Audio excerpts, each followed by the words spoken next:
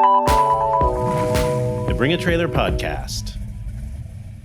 Hello, everybody, and welcome back to the Bring a Trailer Podcast. My name is Alex Porter, coming to you from the San Francisco headquarters of the company, joined by three people in the studio today, Beck, Tyler, and Cam, all former guests / co-hosts. Thanks for being here, gentlemen.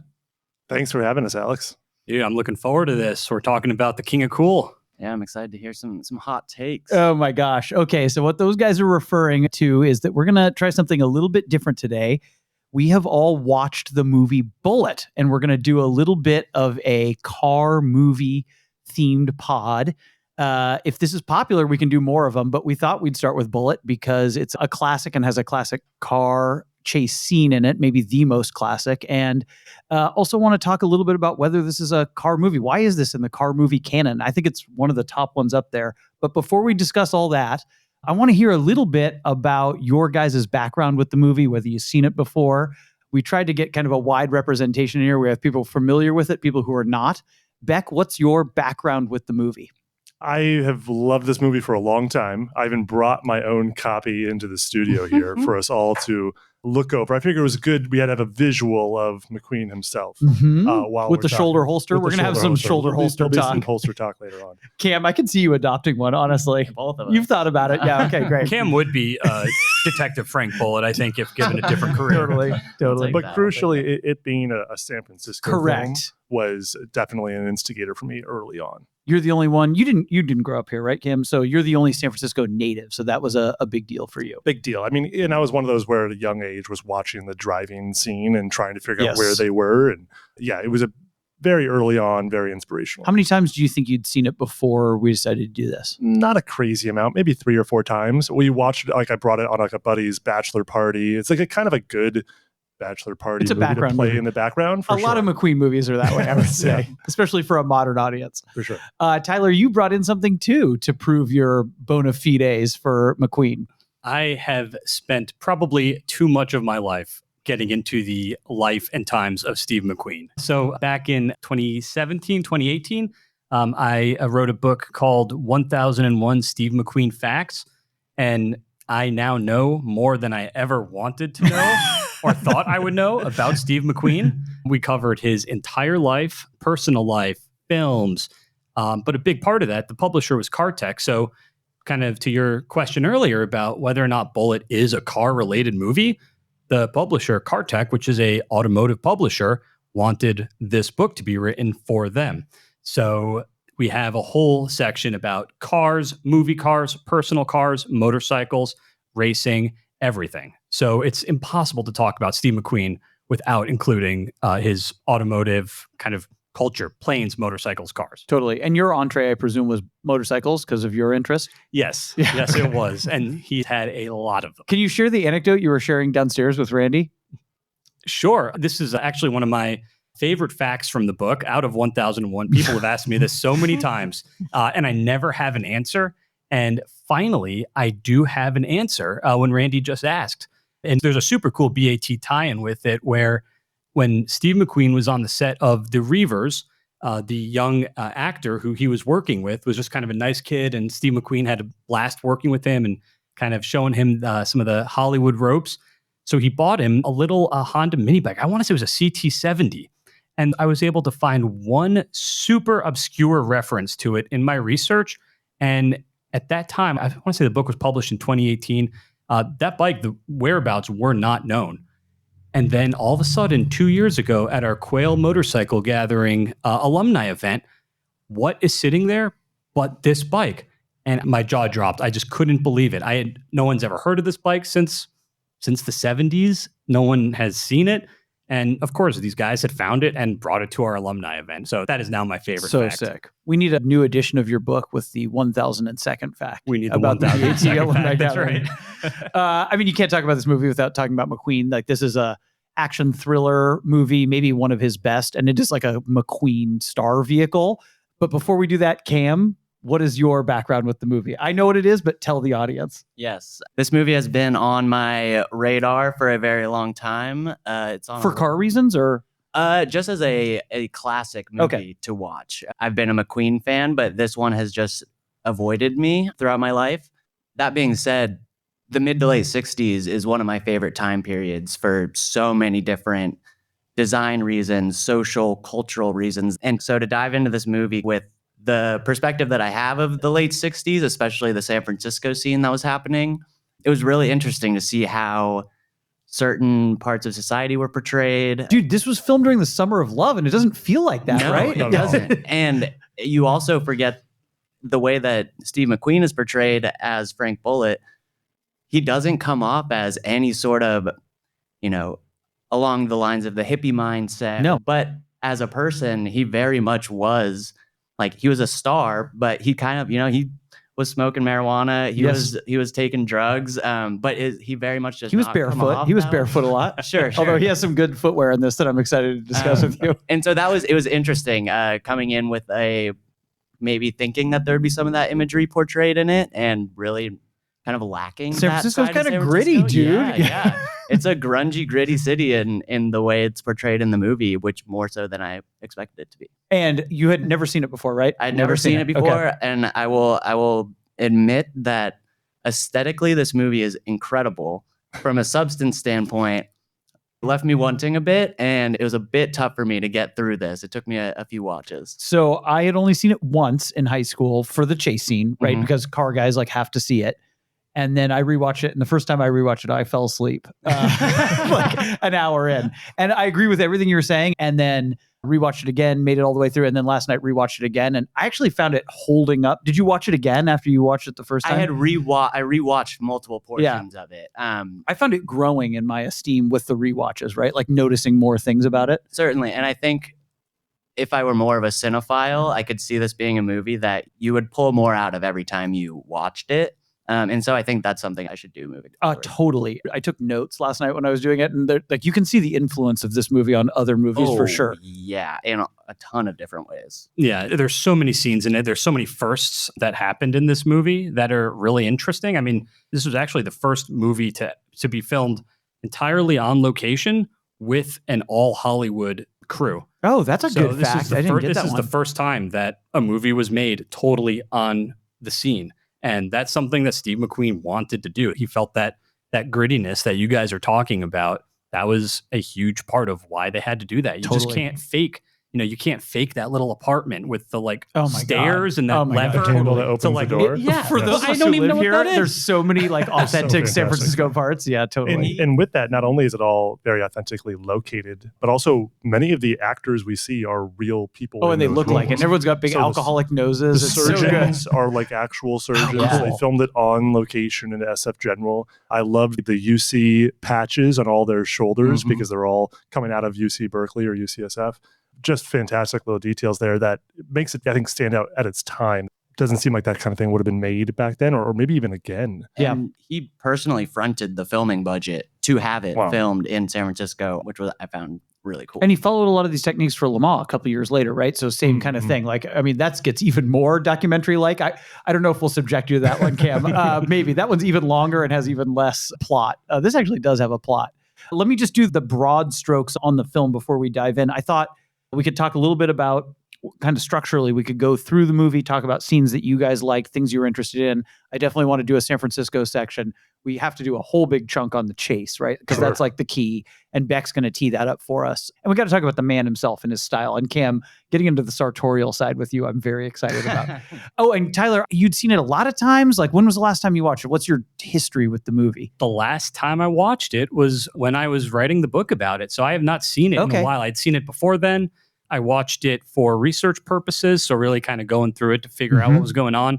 And then I just watched it again this morning, and I just could not. It actually, to your point, it actually kind of becomes a good movie once you know what the plot is. Totally. So after seeing it a few times and you kind of know the plot and you read the IMDb profile on it, it's like, oh, this is actually good.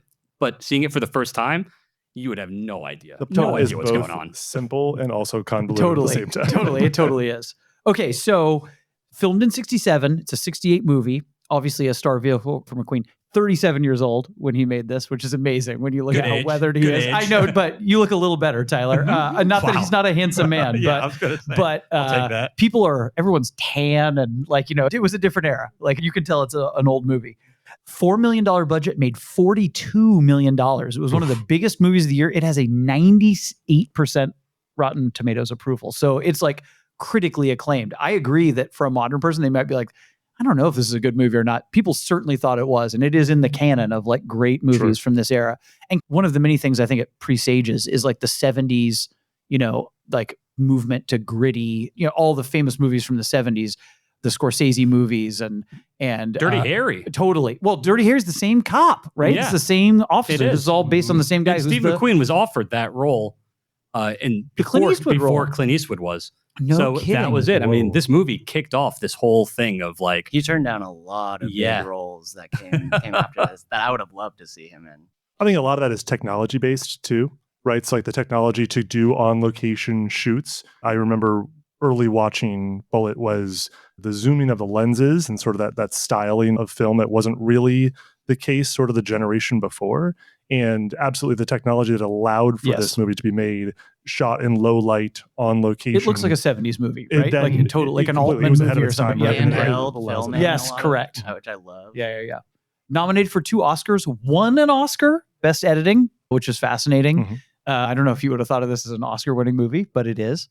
Why do you guys think it is so revered among car people? Is it just the chase scene, or is there more to it? I think the cars that are portrayed throughout the film are really well selected. Who knows how much of that was intentional or just cars that happen to be You mean on cars in the street? background? Yeah. Did you guys see the I love Bizzarini background cars. there's a parking garage and there's a Bizzarini in there? Wait, you mean the opening? I read it was McQueen's Jag XKSS. His XKSS. Oh, I missed that. Is what's No, there's parked in the definitely like garage. one of the big 5300 Bizzarini coupes is in like a parking garage. It's right at the beginning of the movie. Well, this is also the beginning of the movie when it's in Chicago. So we're starting sort of chronologically here. In Chicago, great sort of image landmark is the Chicago Sun-Times banner. Yeah, oh, totally. So you know where I you missed are. the XKSS. It's there. It's It's his. right there. Oh. Wait, It's hold on. very I hidden. have the time for it. Because I was looking for it this morning. Because you have to talk got a about few that. timestamps as That's well. such a So when I was wild taking thing. notes, I was also had my laptop open. I'm writing things down, and it immediately paused. Like, what the hell is that? And turns out it was Steve McQueen's actual XKSS. Oh, amazing. 2 the minutes and Greenblatt. 46 seconds in. There you go. the green one with the Von Dutch interior. And Yes. everything. That's Right. amazing. I also But all love- the cars are great, right? All the cars. I mean, you think back in the day, people are still driving probably their 20-year-old used car. And so you have like Sure. 40s Ford coupes just parked Yes. up on the street. Or the 356 at the end, which is like a Totally. 10-year-old car Yeah. that Jacqueline Bisset is driving, the Uh-huh. yellow 356C. This is, well, I guess that would have been Amazing. like 3 to 5-year-old car. But a very strong choice to put her in a 356 and not a 911, Totally. right? If they're I was trying to thinking that consider exact for thing because sure. that would have been the was cutting edge. easily could. But it's a cabriolet. It's Yeah. so Mhm. good. She's horrified. She's wonderful. Well, that's the thing. She They is wanted a wonderful. cabriolet. There's no cabriolet. Yeah, totally. 911. What were some of the car highlights for you, Cam, that stuck out? Anything? We're talking Bizzarinis and Jags, but yeah, there's some 40s cars. Yeah, I mean, that's what really stuck out to me. I also loved the sedan representation in there. There's so many The good, big Ford sedans, Yeah, dude. The taxi, The taxi the cab is taxi fantastic. cab sedans. Obviously they're going to be sedans, but I just love that body style so much. I know it's not everyone's cup No, of but it looks tea. like a Galaxy, but like in a sedan. No, it's so good. But yeah, all of the background cars in this, because it's a period film, like that's just where my head and my heart is car wise. So it all kind of rung the bell for me. You know, a lot Awesome. of background car I saw was first gen Camaros. I saw a lot too. Ah, Yes, a lot of there's a Which would have white one been that I noticed during the white one change. road, Yeah, uh-huh. brand new. Right, these things would have been just recently coming to market. There are also low-level stripper Mustangs. At one point, there's what looks like a 6-cylinder white fastback with like hubcaps on it, perfect. Nice. which is Perfect. sick. But like a 65, 66, not a 67, First gen. 68. Yep, first generation. Yeah, I actually really enjoyed all of the kind of like work trucks. Just Good because call. you actually still see them. like there are still dudes painting houses driving 67, 66 C10s. Yeah. With the ladder Yeah. racks that are covered in paint at this point. So like they're still here in San Francisco. What you're hitting on, I think, is totally true, which is that one of the best things for a younger or a modern car guy to watch is like the background car spotting. Yeah. That's like one of the top things about it. And the background city spotting back. So you want to tee up some of the San Francisco stuff because like, Sure.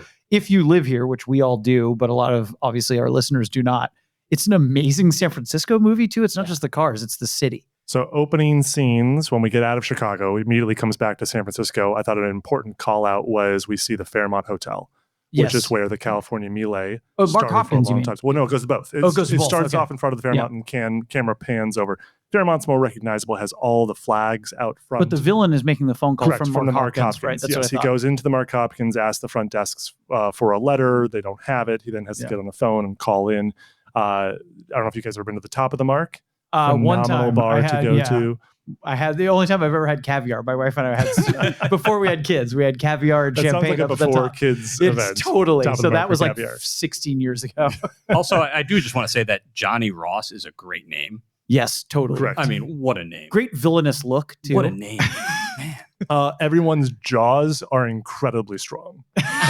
Every jaw is just razor sharp. It's just amazing. Yes. But yes, the Mark Hopkins Fairmont, that hill right there, a classic San Francisco. Every tourist goes there. A cable car goes across it.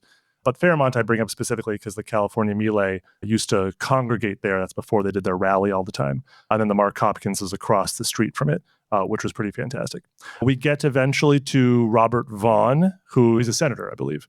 He Is is- it a state senator? Can somebody maybe? explain the plot to me at some point? I watched this movie a couple of times. Please, someone explain it. Robert Vaughn is some sort of Politician. congressional politician. I at think some he's a echelon. rising DA. I think he's supposed to be a local official I think he because was he has a DA. some. Yeah, He but gives he off wants. DA vibes. But he's talking about at the end, like about ambition and everything. So like he wants to rise. He He's wants to be weirdly- governor. He's Probably weirdly locally connected. right. And so he is he's got some sort of congressional hearing coming up. And he was going to have essentially somebody who's going to leak a bunch of information. Someone's going to publicly put, I forget what they call it. It's their word for the mafia. I think but- it's mob. I think they say mob or something like I that. think he calls it something else, like the organization or something like Okay. that. But yes, it essentially is the mob. And they've got an informant who's going to drop a bunch of information. They got him out of Chicago. They get him into San Francisco. And he needs this guy to be protected.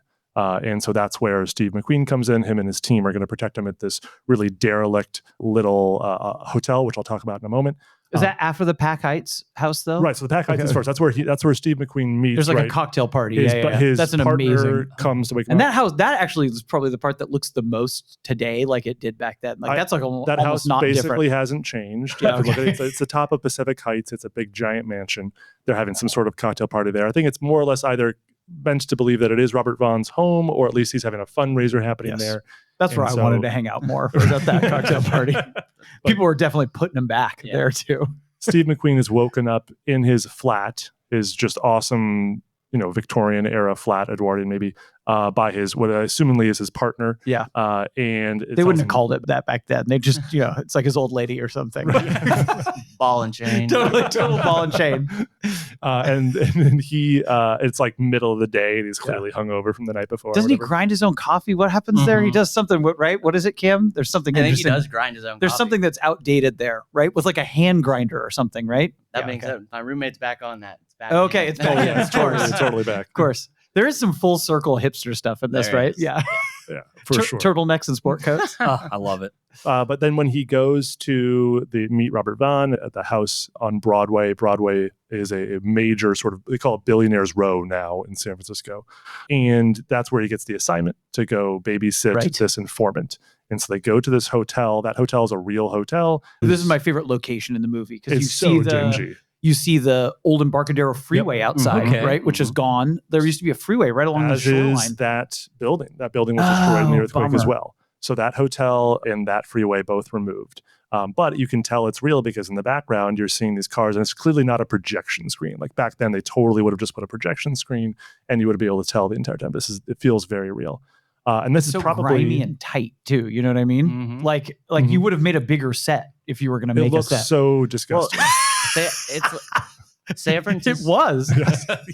I feel like San Francisco is almost a character itself in this 100%. movie. Like if you had tried to film this on a set or done it in any other city at the time, I'm sure there were other gritty cities, but I feel like the selection of San Francisco and the specific shot choices and location choices were so intentional for a mood to the movie, which very much comes across the screen really well. Yeah, and that was all Steve McQueen. I mean, he was the one who came to San Francisco, felt what we're all kind of feeling having watched the movie, and he was like, guys, we're not making a set in Hollywood for this dingy hotel. We're doing the real thing. And it cost like an extra $500,000 to make that happen. Mhm. So I hope you all enjoyed it. Well, but I mean, it does. It's such a smart point, Cam, because the mood of the movie matches the mood of late 60s San Francisco. It's like perfect, right? Yeah. This is going to get really nerdy here. So, when Steve McQueen goes to go see his girlfriend, he's gotten the order from This is the her senator. office. The He office goes to scene. her The office is so sick. It's all That filled with is plants and a everything. real design office.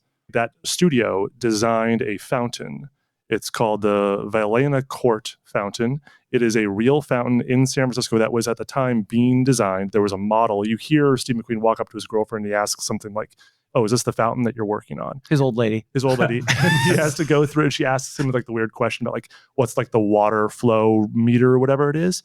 That fountain still exists to this day. It's in the Embarcadero Center. It's highly controversial because it looks very brutalist. Yeah. And it rarely ever works. They made it work for a couple years in the 90s. I remember as a kid, my mom's office was in Embarcadero Center, so I would go walk around it all the time. Hugely popular with the skater community. But it is basically under threat of being torn down today. It's going to be happening possibly next year to be completely renovated. But that little model, that is a real fountain that was eventually put into the city. What's it called? Valena Court. I'm mispronouncing it probably. VAILLANCOURT. Wow. Fountain. And are you saying that Jacqueline Bisset was wrong about the water flow. The water flow rates. The water flow rates were clearly She was off. incorrect. She was a bad designer. She sort of sounded like she knew what she was talking Oh, about. I've seen that Yeah. before. Yeah, That's so so famous. Imagine if you had basically like a Never seen handful of straws and then bent the bendy points of straws in all random different directions and then pumped water through those straws to come out as a fountain. That in sort of a larger than life form is what this I've fountain definitely looks never like. seen it working. I've never seen it working. It's like one of those things where they spent like very little money to build it, and then they spent 10x that to get it working again 30 years later, and it worked for about 2 years. And it's been essentially dry ever since. But when it is working, there's pathways to walk through it. It's very cool. I have like weird childhood memories. So I actually completely forgot about this. I never realized this when I was watching the movie Past Times, but when I watched it for this podcast. Oh, it all came. And I saw the fountain and I was like, holy crap, that is it. And it looks like a Dead Ringer mini version of it. So then he gives her bad information. I think it's probably Steve McQueen's fault, actually. Oh, it's It Steve doesn't McQueen's work. fault. He gives- he Can we reads the say that chart. when it's getting torn down? Can that be on the thing? That's absolutely. So after that, then he goes to babysit. That's where he goes to the grimy informant. apartment, which is my favorite scene. Although the hospital is really interesting and kind of creepy. You said that's San Francisco General? Yeah, okay. now, Which is where? That's it's in Potrero. Honestly, actually, in between here and the old BAT office, about midway Is it through. the one 22nd Zuckerberg Street. or whatever Yes, now? it's called okay, Mark Zuckerberg great. General Hospital. Crazy seeing hospitals from a different, like no closed rooms, right? Like open wards. Yeah, and everything. open wards that you walk right through, Uh-huh. and they're doing like, when you're watching the surgery, I was trying to watch like, are they actually wearing gloves? Like, I don't know. to tell, but People they are like ripping cigs and just hanging out wherever they want. Well, and like one interesting aspect of this movie that I think played into me falling asleep a few times when I was watching it was there is such a lack of dialogue that Bully. progresses the plot line, but you get like 4 minutes of hearing just the doctors like Yes. talking about the procedure and how they're going to do it, which seems so unnecessary. It's just a really interesting decision. I think it's meant to make it feel real, right? I noticed totally. that the scene where I was thinking about that same thing is the scene towards the end of the movie when they're looking through the bags of the girl who gets strangled. Yes. And it's like real police investigative work. You know what I mean? Yeah. I'm like, It's did an they study awkwardly how long guys scene. really talk? But it seems real. I don't know. Or There's they're a like- realism to it. There's a scene where It doesn't even seem like acting, you know? no, there's a scene where they're either loading someone into an ambulance or taking someone out of an ambulance. I can't remember exactly. A But- caddy ambulance, by the way, the caddy ambulances in this Oh, are so so good. And yeah, you just get like, I think it's a very short little like 30-second thing, but of the paramedics talking about like how they messed up the situation. And it's just like, this has no reason to be in the movie, but it makes it feel so real. in a modern movie, they might not give that part, but they would say things like, all right, now we're going to go to the hospital to go do XYZ, which you don't in real life need to say because the person you're with already knows that. Exactly, They're yeah, with yeah. you. There's no exposition in There's this. no exposition, Yeah, yeah, which yeah. is, I totally part of get why it. the It's very plot is confusing. Correct. Yeah, Yes. yeah. Other great location that I wanted to grill you on, Beck, specifically is so there's 3 big action scenes, obviously, right? Like there's the chase in the hospital, which is really good, the foot chase, Yes. and there's the car chase, and then there's the final chase in the airport. Is that the same buildings that SFO has now? Because it is the curved thing. Correct. Most of Okay. it's been renovated. They're renovating the last of the 3 original terminals. But the shape is the same Correct. and It's everything. the same okay. concept. It is the same, more or less, structure. I'm sure those rooms and terminals have been rehabbed by now, but yes. We need a very brief 707 Pan Am section Oh, at the we're end gonna because get- there's trust like me, there's a section here. I was waiting for you guys to Okay, start but we geeking should, out over that. we should go back to cars first. So Sure. like, let's do the big one. Is this the best Mustang of all time? We chatted about this briefly, but personally, 68 is, I think, my favorite year for the Mustang. And also, even having not seen this movie before, like I know the Bullitt Mustang, and one of my favorite colors, a Highland green. fantastic color on a Mustang. I think torque thrust, right? On it? Torque thrust. thrust, yeah. So Highland green, no trim and torque thrust. So good. I mean, it's so good. There's a lot of design choices with that car that nowadays they would have put him in a Shelby. Yeah, totally. Nowadays, They were trying to it would sell have something. This was flashy. McQueen's Exactly. idea, right? To build this car kind of the way it was. Isn't that right? Yeah, he was the one who ripped off the pony on the grill. Yeah. And Um, Balchowski built him. Max Balchowski, I think. Isn't that right? The old Yeller guy. I'm almost positive he built the cars. There's 2 of them, I think, for the movie. There were 2. I actually saw one of them, the one that's currently in The existence. famous one that got sold, the school teacher I got drove. to see Yeah, that. okay. I got to see that in person, and there was an aura about that car. You for saw when sure. is it still unrestored? It was unrestored when they found I it. don't. I doubt anybody's Yeah, restoring okay. that car. It was perfect. It was like it was all banged up from Did you the movie. watch that auction at Meekum when they did it? We watched it in the Oh, office I don't know when if it I happened. did. I forgot. We watched it live here in the office however many years ago it was. I think it was 2018, 2019 around when there. it came. Yeah. Sold for a little over $3 million. I Oh, was wanna it say. 3? I thought it was 1. It's 3 I million. think it went for like 3 Yeah, I million. thought it was don't 1 remember. too. Yeah, I but- thought it was Oh, like maybe 1.5 or something. A lot. It went for a lot. And when they brought it in to like the main room where everyone stands up, everyone's taking photos. They've got like a group of people in front of the car, like pushing people away as they bring it down the aisle. I remember Randy saying like they're treating this like as a prize fighter. Yeah. Like he's like entering the ring. Has some fight music when it's coming out. Yeah. It's incredible. I always liked this is what you and I were talking about, Cam. The originals were always my favorite. The original Fastback 65, 66. But man, I was converted last night. It's so good. Also, we don't have to get into the car chase scene yet, but seeing that car just ripping around San Francisco, I don't think there's a scene in a movie that's made me want to get out and drive my car Yeah. anymore. Totally. Maybe not quite like that, but yeah. Well, why don't we pivot right into that? Because we already talked about some of the other cars. We should go right into it because it's Let's do the iconic scene, and the black plates are fresh and the tires, like everything about Yeah, it is so good. It's- So that car, Tyler, you might be the one who can school us on this. Like beefed up suspension, loud exhaust, obviously the torque thrust and the de-trimming, but I don't think a ton of other mods, right? Any motor mods? Not that I'm aware of. The exhaust was entirely removed for sound purposes. So there was what you were hearing was basically Sick. that engine. It's they're 390s, by the way, Yes. 394 speeds. One of the neat things about it was actually you talk about Shelby's. The steering wheel in the car was from a Shelby GT350. Sick. That was upholstered by Tony Nancy, who's kind of a legendary. I'm sure And a buddy of people know him. McQueen's, yep. Yeah. So just kind of some neat history with that car and with the movie as well. So again, goes back to, is this a car movie? And you look at the history that the people who touched this car and worked with it and what that car means to everybody. I mean, Yes. it's a car movie. And then the Chargers are basically stock, from what I understand. And I read somewhere last night when I was doing a little bit of prep that they wanted to use a Ford, and they couldn't find a Ford that could keep up with the Mustangs. And so these are 440 wedges in, I think they're automatics, but they're 440 wedges in Chargers, which is like that was the replacement for the 426 Hemi. So a very powerful engine in the Chargers. Yeah, Well- the Charger wasn't entirely stock. That Charger would have come with either alloy or magnesium wheels. I don't know if you guys know specifically, but for dramatic purposes, they wanted the hubcaps yes. to fly off. Well, Right. when I was How many watching, I was hubcaps like, I did you feel like guys they see? like put hubcaps back on. at some point. Dude, I how feel like many- I've seen like 6 hubcaps come off this car. 8 hubcaps. Multiple from the same Okay. side. Yes. For the left front has lost 4 hubcaps in the chase scene. I had that thought. I was watching, I was like, amazing. I feel like I just saw that. Yeah, so they had to put on steel leaves with hubcaps and white walls. And I want to say that car, when you see it for the first time, it has black wall tires. And then in the chase, you'll see it has the white walls. And that's only because they wanted you to see those hubcaps come flying off. Totally. Also, that Wild. first sighting of the Charger is so menacing. It's when it's parked on the street downtown. It's one of the great villain cars of all time. It's so wide. They haven't really done it in the entire movie so far. It's very long lenses, and then all of a sudden there is this like wide shot up close to the driver's side headlamp, and it's when he's stopping to take the phone call, which is an important plot point later on.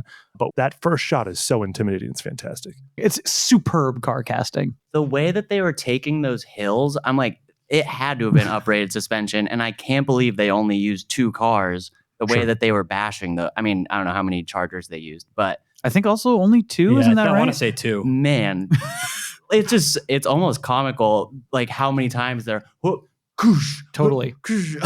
Well, you know what? I was actually most impressed in terms of driving was when he's reverse parallel parking. 48 minutes. That was one of my I would have, that Austin Healey would have been smoked if I had been driving. The clutch would be gone. Both cars on either side would be gone. Left hand, parallel park, up a San Francisco going hill. backwards. Yeah. I don't see what's so impressive with this. That's this is how I learned That's to drive. impressive. Totally. This is it. My grandpa was a lifelong San Francisco fire department. He ended up being a captain, but he started as a tiller man on a hook and ladder. And he drove like that until the day he died. God bless him. He drove like a tiller man. He was a crazy driver. But when my mom was 16, so this is 19, sorry, Mom, if I'm outing you here. She was born in 53. So 69, right around the same time as this was when she was getting her driver's license.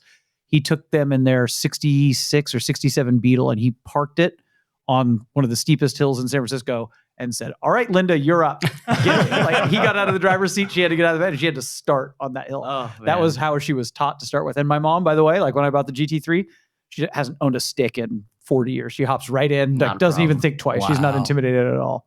And another part of this car chase scene that I feel like can go overlooked is, to your point about the exhaust being removed.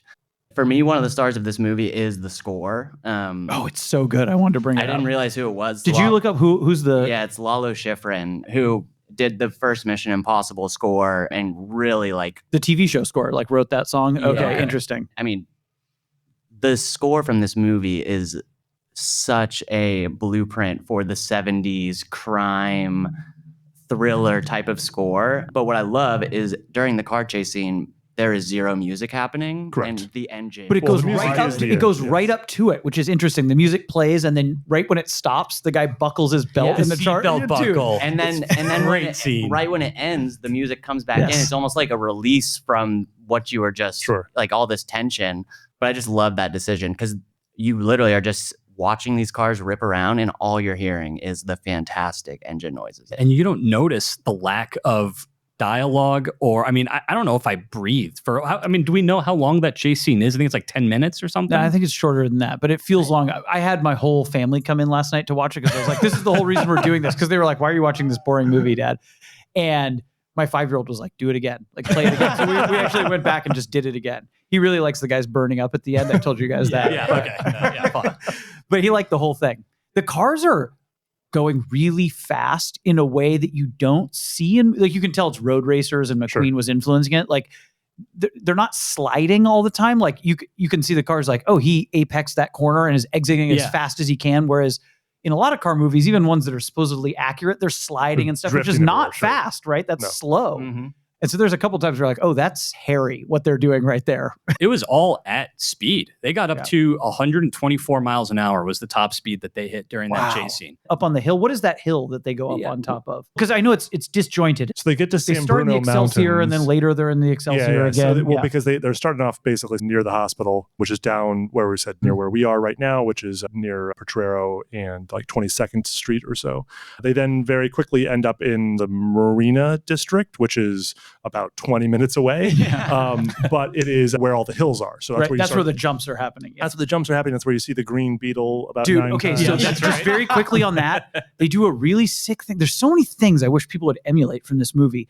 They show the perspective of the pursued car going around the Beetle. Yeah. And then they show the same scene again from McQueen behind it. So you see him chasing the other car. You get both perspectives. It's really cool. They're both going around that green Beetle. And then there's a bit of a timeline error because then about a minute goes by and then they show that Green Beetle going over the hill. Correct, again. again. Oh, I missed that. The Green Beetle was clearly like in their Rolodex of what they had in inventory. And so they bring that back out occasionally. But when they get to, they're doing the hills of like Russian Hill, Telegraph Hill, they eventually get to the marina. That's actually pretty consistent. You could sort of do that route to a certain extent, because I think actually the best shot of this entire race is when he's going down the Marina Green at speed. Oh, in front of the Safeway that's still there? the And Chrissy Safeway. Field, dude, and he's ripping. It is a low angle Yes. behind, clearly chased car scene that I would love to see if there was a film before this that had really done it the same way, especially on a public It looks like a street. race. He's going so fast and right it there. sounds It's- incredible, yes. and he's ripping down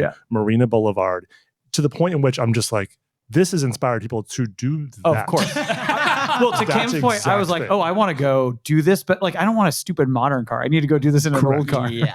Yes. I always wait for cars to stop at the stop signs before crossing over to Chrissy Field, because that is a big road, and a lot of people do think they are Steve McQueen behind the wheel. So it gets down the Marina Green, enters essentially the Presidio. And this is where I think that they're obviously taking a ton of license, because now they're going to jump literally outside the city To South, or like South City. It's to South San Bruno, San South City, yeah. Daly City, to specifically Guadalupe Canyon Parkway. That's the road up on the cliffside. kind of. Correct. It looks like a rural valley area. You could even guess it like, oh, they shot this in LA in the canyons, but no, it's still done locally. I think that's the road where Randy's. Do you remember the video he did about his Integrale? I think they're up on that road. Oh, it could be. It's a great, I mean, as far It's as good like for a filming. good driving road, it's pretty short. You can turn back around and go back and do it again very easily. It's actually to this day a pretty slow 4-lane road, 2 and 2. So it's not like it's been shut down or used for other purposes. And the only reason why aesthetically it kind of works is because while he's ripping on Marina Boulevard, it ends in the Presidio, which is also a very hilly, forested area. Yeah. So if you didn't really know any better, visually for a hot second there, it makes sense. But if you know the topography, if you Only know a the local's map, going to know. it all doesn't this make stuff. any sense at all. Especially It because feels like there's continuity when you're watching it. except like the Golden Gate Bridge just disappears. Yeah, that's like true. he's true. approaching the Golden Gate Bridge and now that's gone. And then Guadalupe Canyon Parkway is where they're ripping it. He's crossing double yellows to try and chase him, which is just fantastic. And then there's the guy on the motorcycle. I believe it's a BSA It's a BSA 750 ridden by Bud Eakins. and no helmet. No, I know. Low side crash, no helmet. I forgot about the no helmet thing. Yeah. I know the story behind the bike. Bud Eakins came up with that idea that morning and was like, how cool would it be if I just like low-sided a bike right in front of the cars? Because you need a reason for them to Get away a little bit. well, Because to get away McQueen and to stops and crash out. checks, like, because he's being a good cop. Yeah, he stops to make sure the guy's that okay. actually wasn't And then he's the like, plan. yeah, he's good. Yeah, he actually spun out. He No had to kidding. avoid Bud Eakins in order to like to not hit him. Whoa. Yeah, that was not like a How much really of the planned stunt driving thing. did he do versus, was Eakins also doing stunt driving too? Yes. Okay. It was Bill Eakins- Hickman too, right? Oh, Uh, that's right. I think you're Hickman right. was in the Charger. He is an Eakins- acting credit. He is the driver Yeah. in the Charger. And he also worked with Steve McQueen at Cotati Raceway to do all the practicing and to prep rehearsing for it. this. Okay. Yeah, But McQueen did do a lot of the driving. McQueen yes. did all the driving except for the hill jumps. Okay. And I think there was one other scene that was just the studio said that's too dangerous. Yeah. And he was pissed too.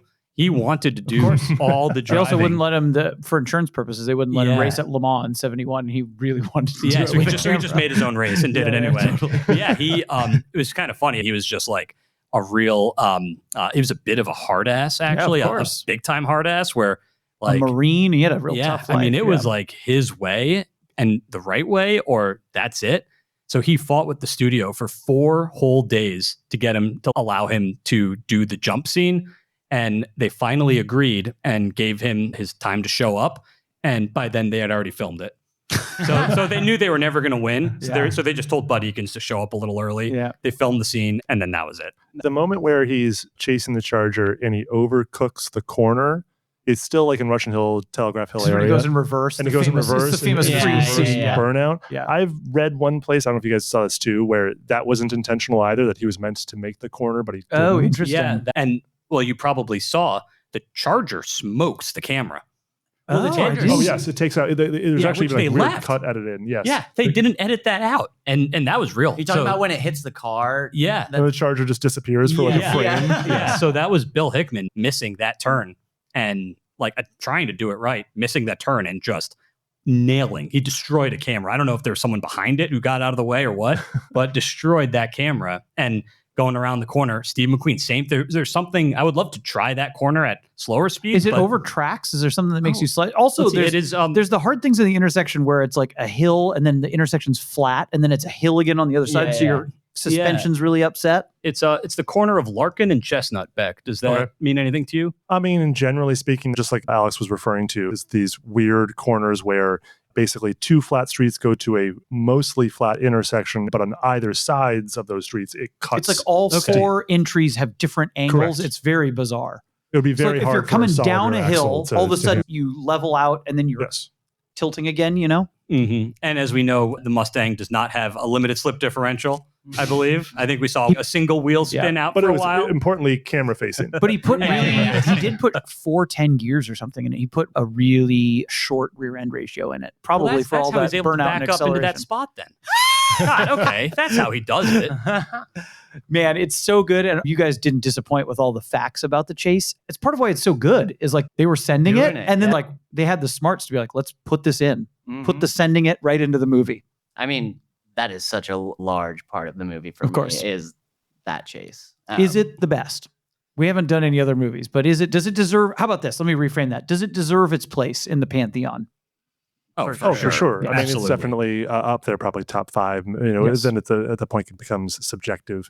But I think what's so crucial about it is that I don't think there's another one from that era that even really comes I don't think there's modern one. Like now that they're CGI, like I think the reason my kids and wife are enraptured is like none of this is fake, you know, and they kind of couldn't almost comprehend it. You know what I mean? That like there's no CGI, there's no green screen, there's no nothing. It's all real. Yeah, and at the time, these were just cars. So it's not like when they were making this movie, it was supposed to be a car movie. Nowadays, I think people will put a chase scene in a movie because they're like, oh, we can attract car people. Yes. Fast and the Furious. They're car movies. But so this of is course kind they're of gonna what have car starts chases. that, right? Like to some extent. It's like, oh, come for the car chase. Yeah, but I also think that might play into why this movie has such a lasting effect on car people is that it's not in your face. If you're a car enthusiast, you can pick up on a lot of really nice details in this movie, but it is not overtly a car movie, I don't think. From a plot point, A non-car person can enjoy and appreciate it all too. yeah, I think if a non-car person were to watch this, I don't think they would pick up on the cars at all as an aspect of the movie. To that point, there's a much later like modern Ryan Gosling film named Drive. Oh yeah, I know it. Which- Scorpion jacket. Cam has that jacket. Very similarly is also very slow. And if you went to it thinking this is going to be a car movie, you'd be disappointed. I think there was even a lawsuit about it because people felt like they were sort of misinformed as to what they were going to see there. But it has an epic car chase, coincidentally, with a Ford Mustang that arguably, if you're a car person, like makes up for it. Like that makes it the film. But with the context of a modern audience was a flop. Yeah. Compared to this film, which I think was so groundbreaking and so new, it made a completely different reaction. I wish I could go back and speak with a car enthusiast in period who had just seen that movie and just hear their take on it. And if they're like, that car chase was the best part of that movie kind of thing. Well, you know, Cam, I'm going to go out on a limb here and suggest that we probably have some users who may have seen that, who may be of a certain age, who may have seen that movie. And I would love to your point, hear like people want to comment. That would be awesome to hear some first person experience. What it was like in the theater to Yeah. see it. Yeah. Totally. I don't know if any of you did this in your research. Was it marketed with the car chase scene in mind? Or was it just like police detective? Should it be called shoulder holsters and sport coats? The bonus features of the DVD has the original trailer, and it totally shows It does show ripping the cars. Okay, they knew that was what they had something special. Yeah, the shoulder harness you're referring to, and I know we're all kind of a little bit of history buffs here, but that was the detective. I can't remember his name. Dave Toschi. Who from the Zodiac Killer. That's the Dirty Harry guy and everything, right? A bunch of basically created or was and everything based off of him. The concept of like your Hero classic detective. late Detective 60s, lieutenant. early 70s. Everybody grimy calls him city lieutenant detective. in this, usually not detective. Interesting. Yeah, Everyone you're calls right. him lieutenant. He barely ever flashes a badge. He's never in uniform. He's never in a marked car. Although a badge clearly gets you anything you want in this movie. Yeah. People flash badges and get behind security desks at airports and everything. Yeah, I also was like shocked when they walked right up to the ticket counter at the airport. Like Yes. there was no line. Like what were we doing right in I know. 1968? that you could do that. And Nobody was flash a putting badge bombs gives me a on their manifest. But you were going to say Dave Toschi with the holster. That was his thing. Steve McQueen had him design that shoulder harness for him Sick. for his little Colt detective It's special. a revolver, and it goes. I've never understood this. It goes upside down, I right? know, Like it hangs down. It's Yeah, so, look. Oh, yeah. Beck's got a picture of it. it's so you can grab it and pull it out. I think, and then doesn't it have extra bullet? Has 6 extra bullets across the. On the other side. Yeah. Okay. It's so sick. Man, Yeah. that's such a look. But I've never seen that. Cool, like, let's talk McQueen, but let's start with the sartorial stuff. So at the end, when he shoots the bad guy finally through the door and he kicks the gun away, did you notice his like suede boots? No, You're a boot but- guy. Okay, we need to go back and watch. Have some good rough out suede Okay. boots on. Tell me favorite like sartorial pieces, favorite pieces of clothing, Cam. Oh man. Well, that's the other interesting thing is as a young person in the era watching this, I would expect Steve McQueen to have a bit more progressive fashion happening, but he's like tweed blazers, black turtleneck, like he's very classically styled. And I don't know if maybe that was to make him seem a bit older than he was at the time.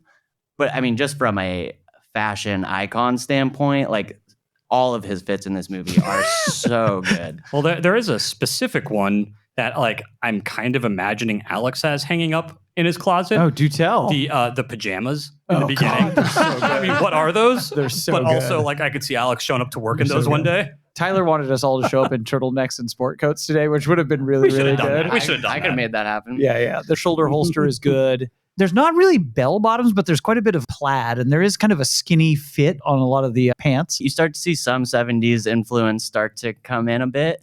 I am curious, though. I haven't done any research at all. I would love to know if he had like a stylist for this movie or if this was all just him kind of portraying the character as the way he imagined it.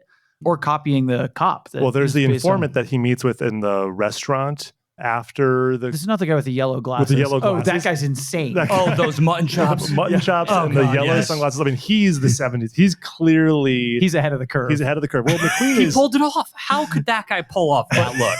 McQueen is clearly he's a cop, right? So he's always going to be a little bit more conservative, I think, when it comes to But it looks fashion. so good. looks He looks so so, good. damn good. And then And this informant guy who he talks to is clearly on maybe the same age, but he's on the other side of the law. Yeah. And so he's obviously very progressive in his fashion. He's just gone off the deep end.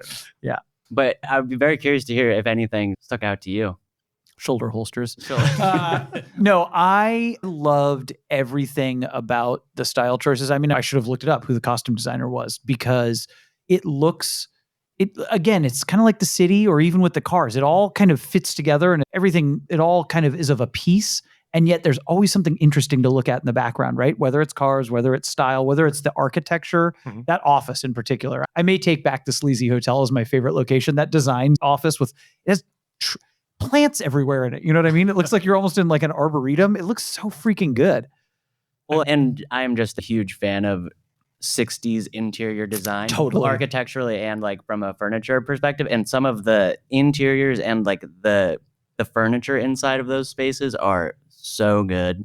But yeah, I am curious to know if there was any intentionality behind, I would like to know too. because it is like there's not a lot of loud colors happening. Yeah. It's very dull, dreary, like It'll be professional intentional when I almost. start dressing that way, coming to work every day. That'll definitely be Yeah, intentional. but I think that kind of goes to what we've been talking about, which is one of the best things about this movie is that everything in it is real. Yeah. Like there's nothing that was fake. That Yeah. was kind of like out of the ordinary for Totally. what would have been going on. And for me, I mean, the location for me is that apartment. I still don't understand how the front door leads to the stairs and the refrigerator, but that sounds like such a San Francisco thing.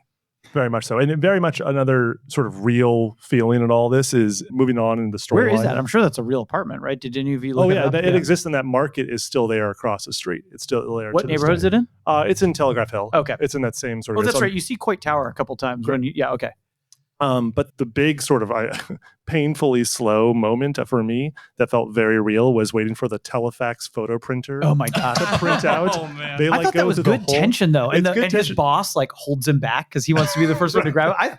I was last night towards the end on my like second or third watch, I was really getting into it. It took me a while, I think, Cam, like you, to kind of get into the speed of the movie. Mhm. And then once I was there, particularly like the last 20 minutes or so last night, I was like fully in. Like I was really in. I found that donning a tweed blazer and Oh, that lighting was up a helpful. cigar and Yes, it totally. really helps you try to embody. Well, McQueen himself, he's also all of a piece with the movie. He says almost nothing. I mean, how many lines of dialogue does he has? And it's mainly just he's like a star. You know, he's just holding the frame with his face, and he's not even really doing very much facial acting. Is it his eyes? I was trying to figure out what is this. Is it the blue eyes? What is it?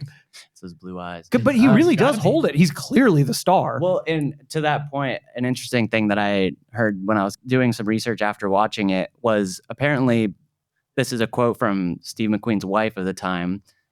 He would come home with the script and basically just cross out lines of dialogue. Less is more. Nope. But see, he knows. He knows that his star. He knows he's going to hold it with his sideburns and his blue eyes and his shoulder holster. And he does some facial acting, but there's also a lot of just, intentionality behind it. Whether he's entering a store for a certain reason or, it's just like a lot of action-based plot progression. And also, sorry, I have to shout out Theodora Van Runkel, the costume designer. Okay, Oh, good. there we go. Who Okay. evidently took a lot of inspiration from McQueen's own wardrobe for. Yes, because you see McQueen kind of looking like that off camera too. Yeah. But yeah, just the intentionality behind creating scenes with not a lot of dialogue, but that gets a point across of what's going to happen next or why is this. It's total movie stardom, right? He knows what he can do in a scene without words. Like he knows better than anyone. And that's why he was a movie star off screen too, right? Highest paid. Totally. Yep. Yeah, I mean, that's kind of like a Steve McQueen movie, is him not really doing a lot of talking. I mean, that's just it. He acts with his face, with his body expression. I mean, you could tell he just becomes the character and you believe it. It's crazy. Yeah. So that telephoto printer gives them the information that lets them know. Oh, good. You're going to unpack the plot. I'm moving the plot along. We're not going to mimic the movie here too much. Yeah. Crucial scene. They're all packed in this tiny The little phone room. goes on to The it. phone goes on. My wife was watching. She's like, why did they have a phone on it? Like, oh boy. We're going to have to go into this, how this technology works. But yeah, it basically the signals, the beeps and boops that come over the phone is what actually causes the thing to print on that heat printer.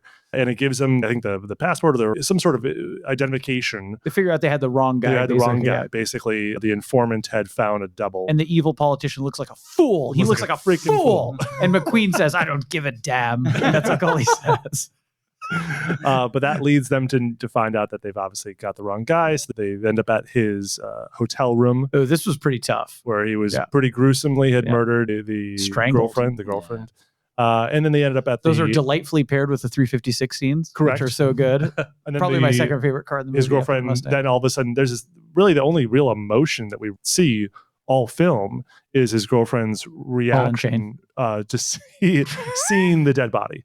Yes. And she's to what we were just discussing, which was how is he so stone-faced throughout all this? And it's because, in theory, he is so rough-edged and hardened due to his lifestyle and due to his life of fighting crime and muscle cars and all this kind of stuff, that she's like trying to decide whether or not she can be with this person. Is this the scene on the side of the road? Where I thought that was like the best acted scene in the movie. Well, it's the only real emotion that happens the entire time. And he's just was like stonewalls it. He's just like, nope, this is just... this is what I do. And this is what you're going to have to get used to if you want to be with me. Yeah. Are any of you fans of Heat, the movie Heat, which I love?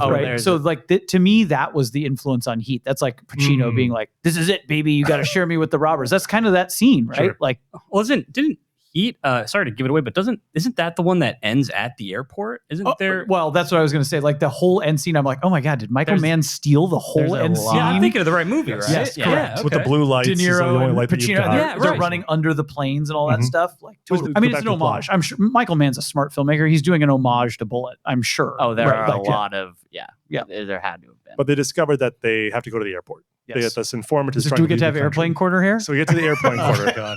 Sing us in, Alex, to our I'm airplane going to take a segment. little break. You guys, have fun. But first of all, I mean, you like style. Pan Am is such a good brand. And I'm so, did you hear somebody's trying to revive it?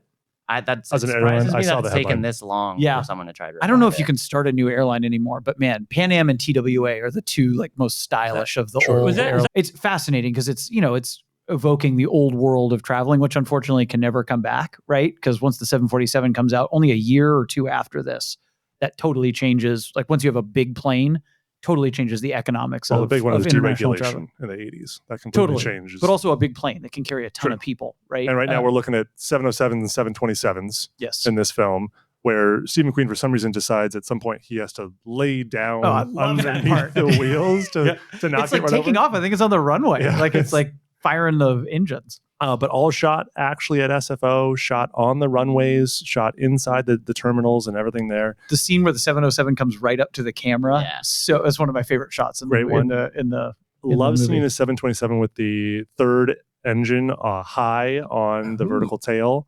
Very awesome. You don't What see was that the anymore. airline on that one? I can't remember. There's PSA, Okay. which I'm not sure what the acronym, probably, I don't know. Pacific something Airways. Something Airways, probably. And then, of course, the Pan Am 707 that's there. Yeah. So good.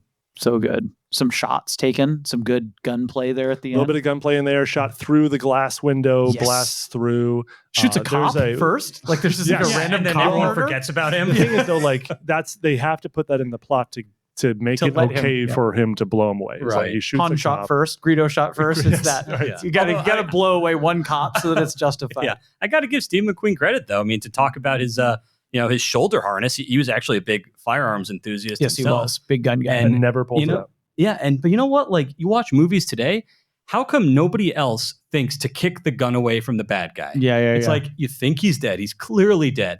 Just kick the gun away a little. show Just, us you his know? sick boots. Yeah. How many times does the bad guy come back to life Totally. and cause problems because they didn't kick the gun far enough away? Also, So crucially, Steve I don't McQueen's on top of it. I don't think Steve McQueen pulls out his gun until the very No, end. but that whole end scene when he's with the crowd, he has it like down at his side, and it's a Mhm. revolver, which I love too, because the bad guy's got an automatic, but he's got a revolver, which is so baller. And then there's a priest at the end praying over the There's a body. lot That of was very religious people important. then. Oh, in 68's height of Vietnam, there's a lot of soldiers. I don't know if you noticed that. A lot of yes. soldiers in the airport. Yeah, Okay. sailors Give it too. Sailors, yeah. A lot of Okay. military personnel, because would have been one of the big embarkation points for going Sure. across the Pacific to Wow. Yeah. Vietnam. It kind of puts it in perspective. I mean, too. dude, Vietnam and Summer of Love. It's so interesting. And neither of those things are super overt in it, right? No, not at all. That was a great take, Cam.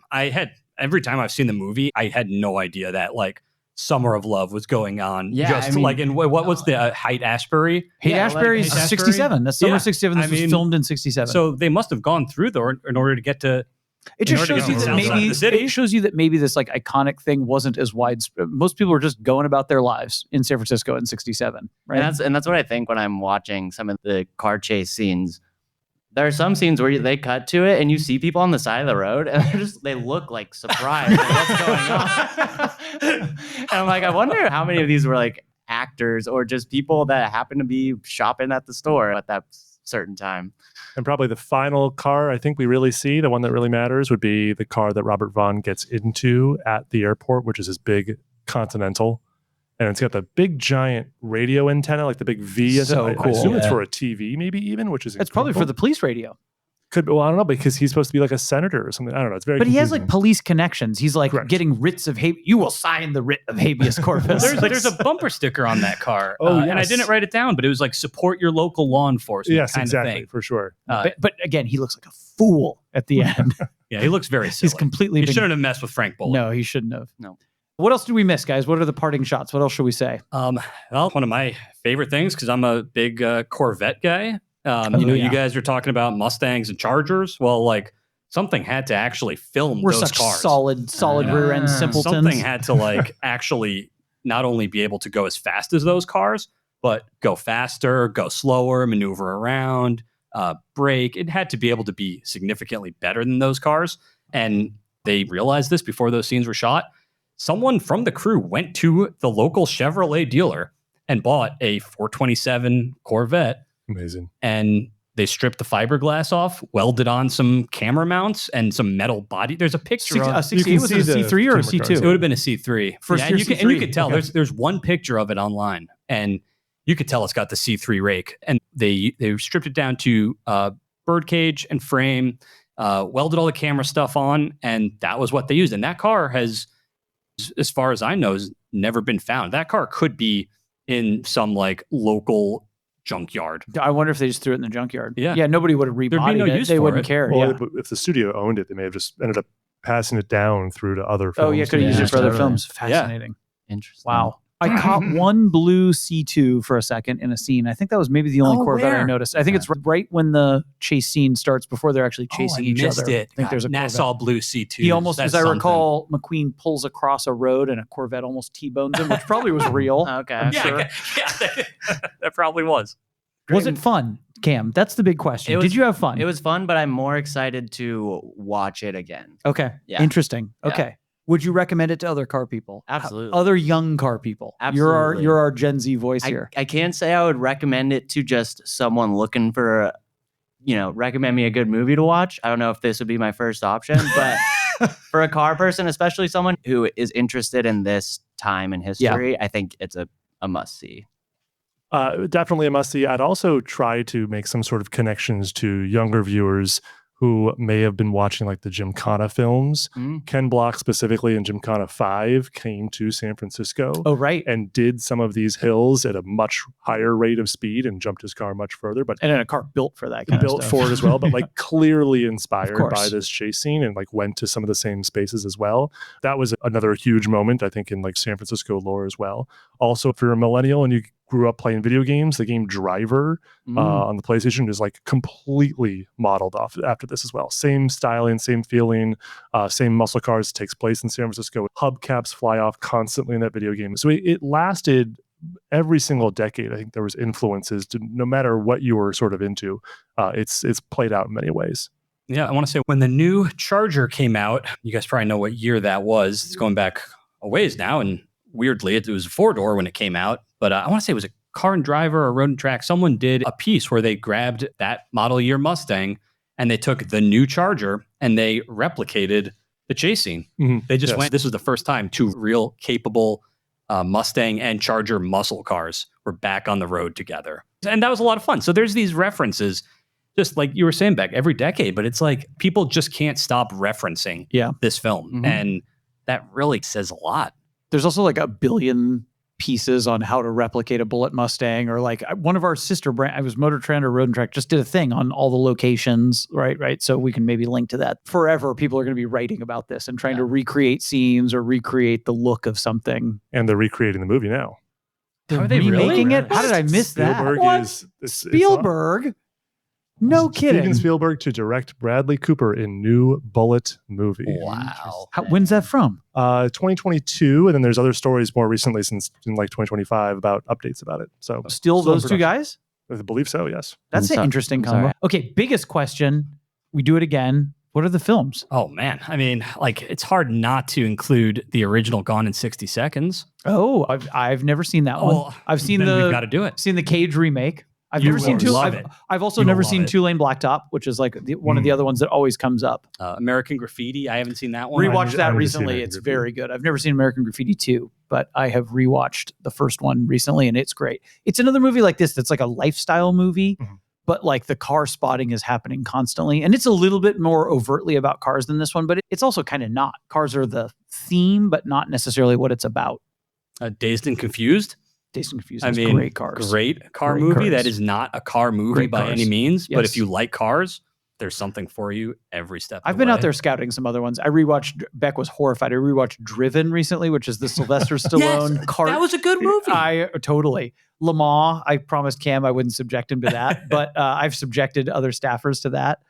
Grand Prix. Haven't seen that. So that's John Frankenheimer. Oh, and I should say, this is directed by Peter Yates. We didn't give the director credit. Yes. He did The Saint, which was like another kind of famous car thing, right? The TV show with Roger Moore and had the Volvo P1800 in it. Oh, you're talking the TV show, The Saint. Yes, not the Val Kilmer vehicle, which is they brought the Val Kilmer, Saint, Heat. I was like, I feel like we're just going on 6 I actually degrees love here. the Val Kilmer Saint. Saw that in the theater, but that's too car adjacent to do a car podcast on. Anyway, shout out to him. So Grand Prix is Frankenheimer. And that's similar to Bullitt for me in that I saw it once in high school because I'm like, oh, this is a famous car movie. I got to see it. And I haven't watched it again since. But that has my Honda Grand Prix car in it. In fact, I think Honda is like one of the main characters in that movie. Have you ever seen it, Beck? Long time ago. That's also 68, I think. So that's like a very good candidate for this. Ideally, I'd like to... The original Fast and Furious is a good one. For sure. I remember loving that movie. I was 16 when that came out. That's 99. That's a good one. That's right. It's crazy to think, we always think of like old movies as being these great car movies, and Fast and the Furious. I mean, that's the greatest car franchise Probably. ever, right? I mean, it's one of the biggest action franchises, period, of the last couple of decades. Ronin needs to happen. I've rewatched Ronin again recently. Yes, I would That's watch another it one right like now. this, where it's like a sick movie, has great car stuff, but car adjacent again. Definitely, people have just searched the YouTube clip to just watch that scene. Actually, secretly, the S8 chase scene at the beginning where Sean Bean barfs because he's like not as hardcore as he thinks he is like secretly almost better than the big car chase scene. It's shorter, but Streets of Paris. Yeah, And but there's an sliding it. RPG in the second one. I know, and a 6.9. Anyway, okay, we'll save it. We'll save it for that. Thanks, guys, for doing this. What a treat. Absolutely, Alex. This has been a joy. I love the excuse of diving into these movies. I would love to do more that I've not seen or have much history with. And it's just a phenomenal, wonderful night. Well, thanks, Tyler, to you too. Yeah, Alex, this was awesome. I just, as you know, I love any opportunity to hang out with you guys. This is kind kind of a fun thing to really sit down and do, even if we, just do this and don't even do a podcast on it. I'd be like, let's just do this anyway. We would totally do this over beers and just BS. Can I make one suggestion? Yes. I think it'd be fun if next time we even somehow let the community know what movie we're going to watch. Oh, totally. That way, before they listen to our mediocre review of it, they at least are also aware of what we're talking about. We need at least some positive feedback though before we do this. So Yeah, that's right. That's a shout out to anyone who's still listening at this point. Please let us know if you like this, and we want to hear your suggestions too for what we want to do. Randy, for Days of Thunder, I teased that downstairs. Oh yes, I've seen that movie many Love times. that film. Top Gun, but in cars. I'm sorry, Alex, we didn't talk about it. You mentioned Days of Thunder. Robert Duvall. Yes. Where was we he missed it. in Bullitt? He's the cab driver. He's the cab driver. The one where he says the, thanks, cabbie, and gets but out. like at the beginning too, he's like in the tan. It's like a big Ford sedan, tan colored. I It's think the he's reason- at the it's the Mark, reason Mark why Hopkins. Yeah, it's the reason why He's driving the villain at the beginning. He's driving the decoy. Yes, sorry. At the beginning.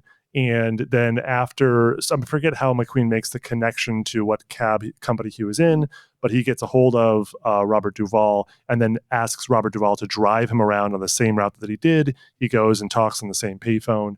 But you're not wrong. It's easy to miss him. And what's wild is he's like fourth build. I know.